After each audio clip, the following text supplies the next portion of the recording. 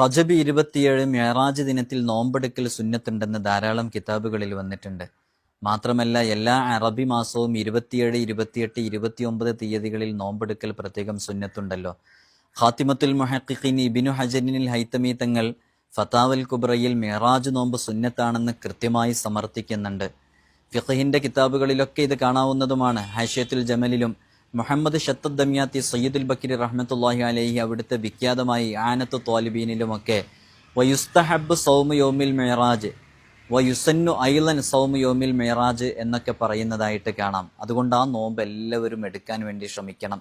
ഹുജ്ജത്തുൽ ഇസ്ലാം അബു ഹാമിദിനിൽ ഗസാലി റഹ്മത്തുള്ളാഹി അലൈഹി അവിടുത്തെ പ്രസിദ്ധമായ ഇഹ്യാ ഉലൂമുദ്ദീനിൽ മുത്തനബി തങ്ങൾ പറയുന്നൊരു ഹദീസ് കൊണ്ടുവരുന്നുണ്ട്. മിഅ്റാജ് നോമ്പ് എടുക്കുന്നവന് കതബല്ലാഹു ലഹു സിയാമ 60 ശഹ്റ 60 മാസത്തെ നോമ്പിന്റെ പ്രതിഫലമുണ്ടെന്ന്.